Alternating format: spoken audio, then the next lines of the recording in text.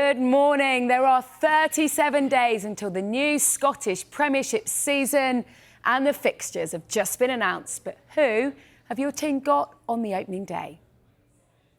It will all kick off on August the 3rd with last year's runners-up Rangers travelling to Hearts, who finished third. And that's live for you on Sky Sports. Motherwell versus Ross County is also on Saturday the 3rd. Then, what an opening Sunday. Celtic start at home against Kilmarnock, and there's a Dundee derby at Tannadice. Both of those games live on Sky Sports. St Mirren face Hibernian before St Johnstone take on Aberdeen, live on Sky Sports on Monday, the 5th of August. Then to the Boxing Day fixtures. Get those diaries out, and the headline is a festive Edinburgh derby with Hearts hosting Hibernian. And ahead of the Scottish Premiership split, the final round of games will take place on the weekend of April the 12th. Cheers, Gail. Great stuff. Right, let's take you through some of these then. As we know, fans, it's all about when you're going to come up against your big rivals. So let's have a look at the old firm fixtures for the new campaign. They are in. Celtic host Rangers. Date for that one is the 31st of August, before the return fixture at Ibrox. How about this one? Kicks off 2025, January the 2nd, right in the bang in the middle of the festive period there, January the 2nd, and then they will face off for the third time at Celtic Park on March the 15th.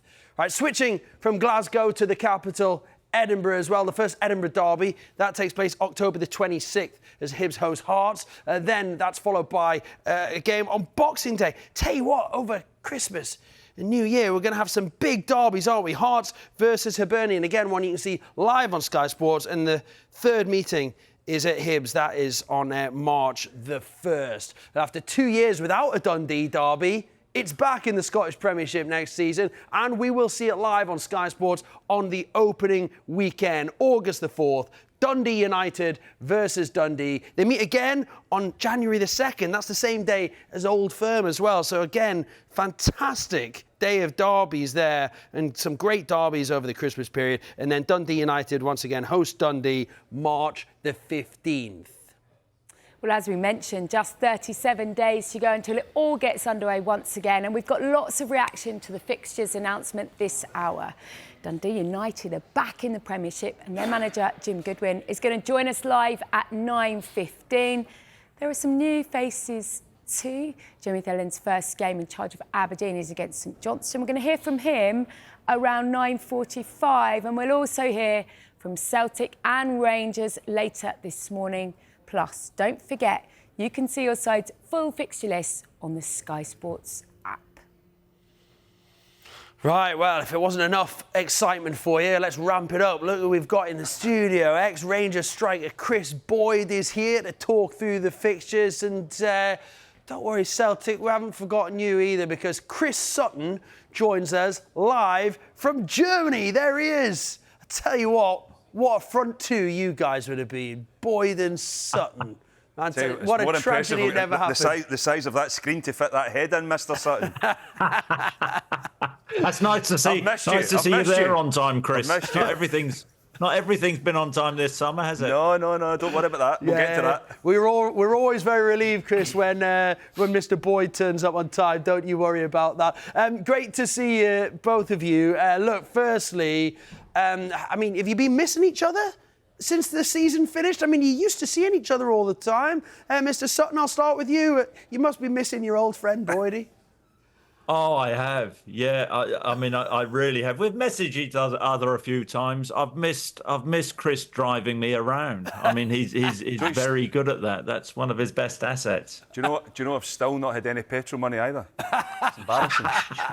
It's incredible. Yeah, incredible. I can well imagine. Although I have to say, Mr. Sutton, being stuck in a car with Mr. Boyd, that sounds like hell on earth. That, to be fair. And look, I'd love to talk about the Euros, but we're not going to do that, because we've got to get straight in the fixtures. And we're going to start with Celtic, looking for a fourth title in a row.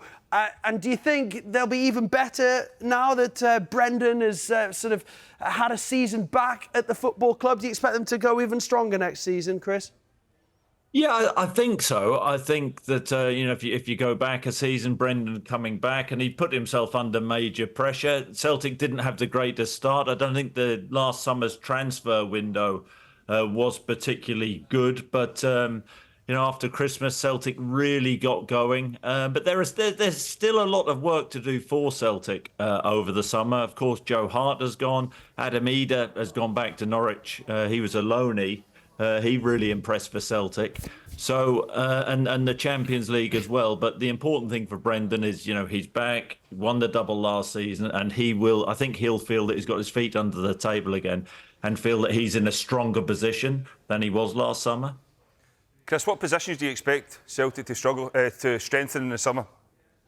Well, he's got to go goalkeeper, Kris. Joe Hart was brilliant for 3 seasons at Celtic. I think he will be a big miss, big gloves to fill. And that centre-forward position, Adam Eder came in, didn't he, in January? And not everybody was sure about him, Kris, were they? Yeah, yourself included. He actually performed really, really well. So I wonder whether, I'd be surprised if Celtic weren't trying to get a deal over the line with Norwich City. But the way he performed for Celtic, I can imagine Norwich City with their new manager, he'll want to keep him. So, but they certainly need strengthening in that centre-forward position. And the other thing is Kris, hanging on to Matt O'Reilly. A lot of talk about Celtic selling a big player every summer. But look, if Celtic want to do well domestically and have a go in Europe, they have to keep the best players, and Matt O'Reilly was Celtic's best player last season. In terms of that goalkeeping role you spoke about, Joe Hart was unbelievable for those 3 seasons that he's there. Celtic are going to have to spend big money, because I don't think it's a position they can take a gamble on. No. I mean, we both know, the Glasgow climate. It's not easy being a goalkeeper at Celtic or Rangers. You need to have.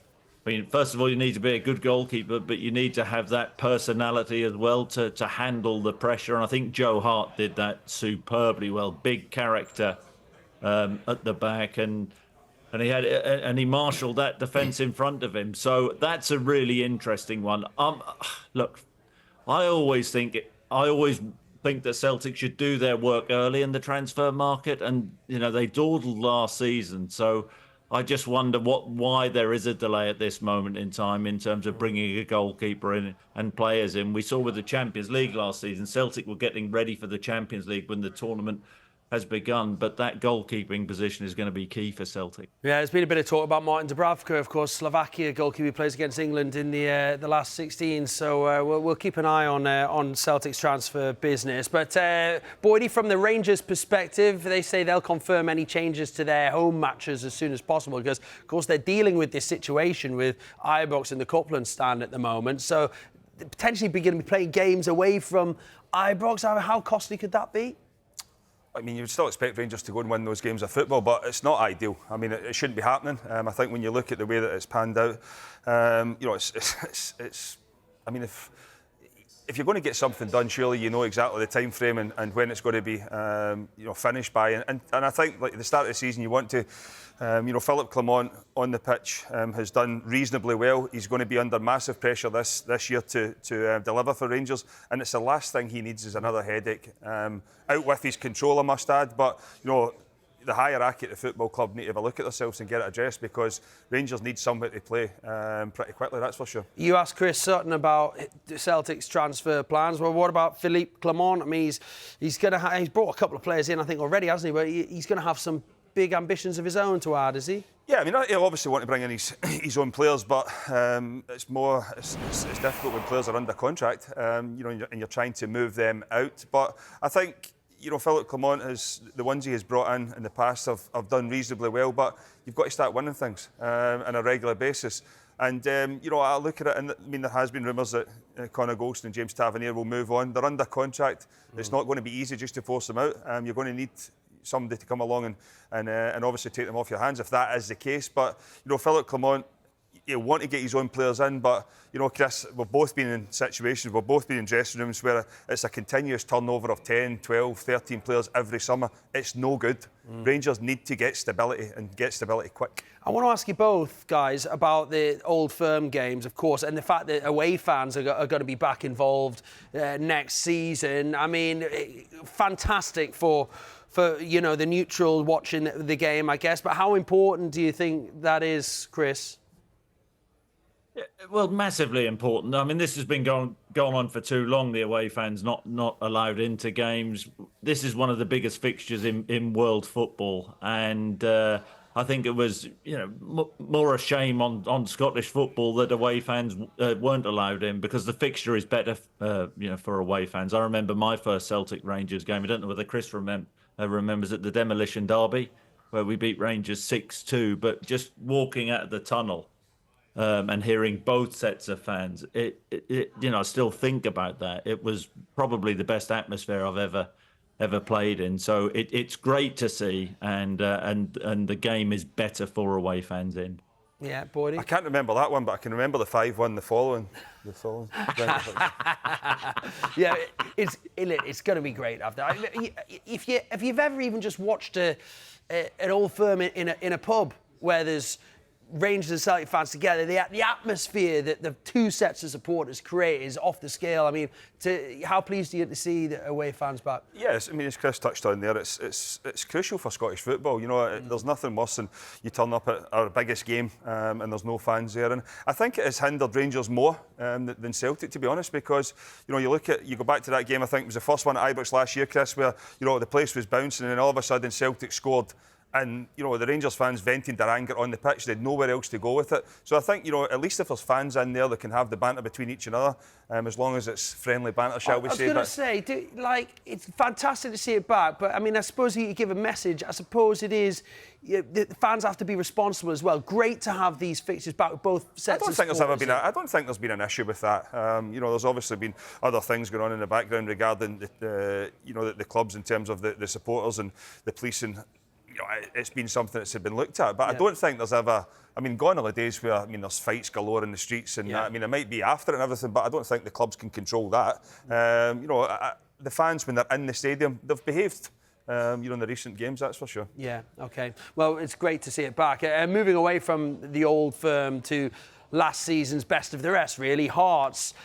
Kris, hoping to close the gap on the top two, but I mean, Lawrence Shankland is someone that I'm sure the fans certainly will see as a key player if they're going to do that. Yeah, you're absolutely right. I mean, their issue really is they were too reliant on Lawrence Shankland, were Hearts last season with his goals. Phenomenal player that he was, one player of the year in Scotland, and deservedly so. But they need goals from other areas. But holding on to him, that's the key aim over the summer period, because, you know, he is a phenomenal finisher. Yeah, he's a great finisher, isn't he? And Boydie Hibs have got themselves a new gaffer in David Gray as well. I mean, what challenges does he face this season? Well, they have to improve. You know, I think when you look at the way that Hearts went about their business last year, they were excellent, obviously finishing third. But Hibs, you know, they were up and down. Another manager lost their job. So, you know, David Gray has worked under a few now. There's been a change behind the setup there as well, with Malky Mackay at the top of it. So, I mean, Hibs need to improve. There's no getting away from the need to.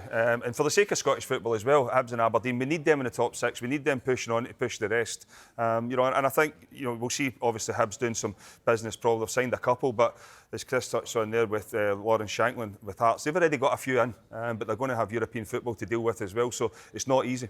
OK, one word each, guys. Then, Kris Sutton, who wins the title? It's a waste of time. That's an easy one. I don't even need to answer that. OK, Boydie? Rangers. I've got an answer. 1 out of 2 ain't bad. Guys, thanks so much for now. That was absolutely brilliant. Really appreciate your thoughts as we react to the fixtures, which of course have come out in the last 14 minutes. We'll have an unprecedented 4 live games for you from the opening weekend of the Scottish Premiership season, starting with Hearts against Rangers August the 3rd, then a Sunday doubleheader with Dundee Derby before Celtic get their title defence underway. It's Kilmarnock on August the 5th. Jimmy Thellin takes charge of his first league game at Aberdeen against St Johnstone. See it all on Sky Sports Football and Main Event as well.